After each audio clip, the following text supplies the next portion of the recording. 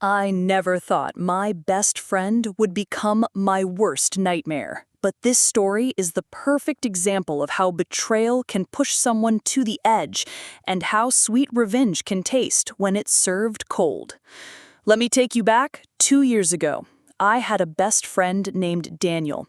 We grew up together, went to the same schools, and even shared our dreams about the future. To me, he was like a brother, someone I trusted blindly. But little did I know, he was planning the kind of betrayal that would shatter my life. At the time, I was in a serious relationship with a girl named Emily. She was everything I ever wanted, smart, caring, and always supportive of me. Our relationship was strong, and I was even thinking about proposing to her. But then, strange things started happening. Emily became distant. She would avoid my calls, make excuses, and I couldn't figure out why. One night, when I confronted her, she burst into tears and admitted that she had been seeing someone else. My world collapsed in that moment. And the worst part?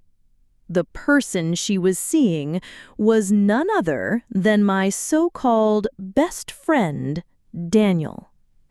I was broken, devastated, and humiliated. The two people I trusted most had betrayed me in the cruelest way possible. For weeks, I couldn't sleep. I couldn't eat.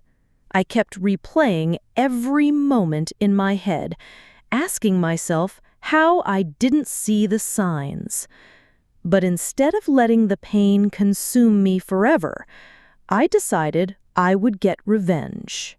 Not the kind of childish revenge where you send angry texts or spread rumors. No, I wanted something that would truly make them regret what they had done. Something they could never recover from. I began planning carefully, waiting for the perfect moment. Daniel always bragged about how good he was with money. He worked at a small investment firm, and he would often tell me how he was making smart moves in the stock market. That's when the idea struck me. I started learning everything I could about investments, accounts, and the way his firm operated. I wasn't looking to become rich. I was looking to ruin him. I kept things quiet, pretending to forgive him and Emily. I acted like I had moved on, and surprisingly, Daniel bought the act. He even started hanging out with me again, which gave me the perfect access I needed. Behind the scenes, I slowly hacked into his life. It wasn't easy. I had to gain his trust again, borrow his laptop a few times, and even help him fix his Wi-Fi router. But each step gave me little pieces of information: his passwords, his bank details, his work email. I had everything I needed. Meanwhile, Emily was flaunting her new relationship with him all over social media. It hurt to see them happy together, but I knew something they didn't. Their happiness wouldn't last long. After 3 months of preparation, I finally pulled the trigger. I transferred a huge sum of money from his investment accounts into a shady offshore account under his name. I made it look like he was laundering money. Then I tipped off his boss anonymously. Within a week, Daniel's entire world collapsed. He was fired, investigated by the authorities, and his reputation in the industry was destroyed. No firm wanted to touch him.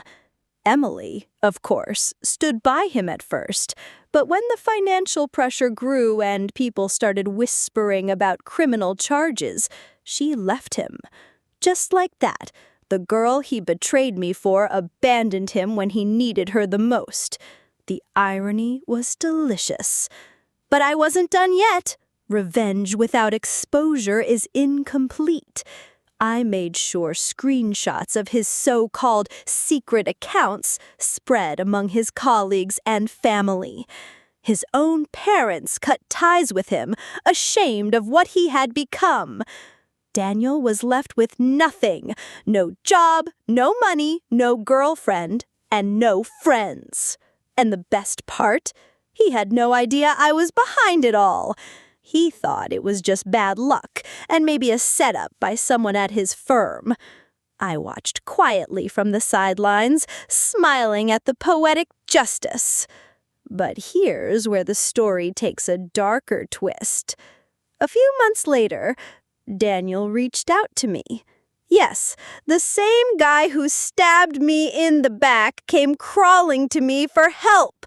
He was desperate, saying no one believed him and that he didn't know what he had done wrong.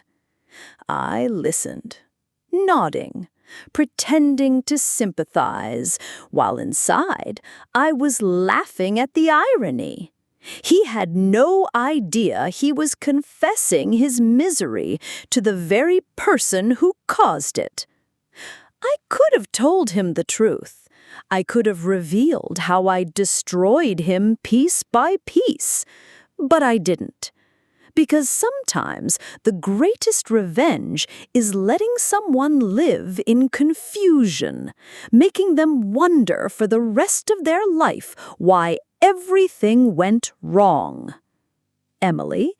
She ended up bouncing from relationship to relationship, never finding the stability she thought she would have with Daniel. And me? I built myself back up.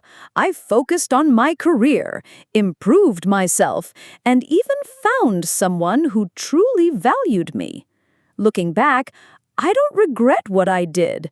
People say revenge doesn't solve anything, but in my case, it gave me closure.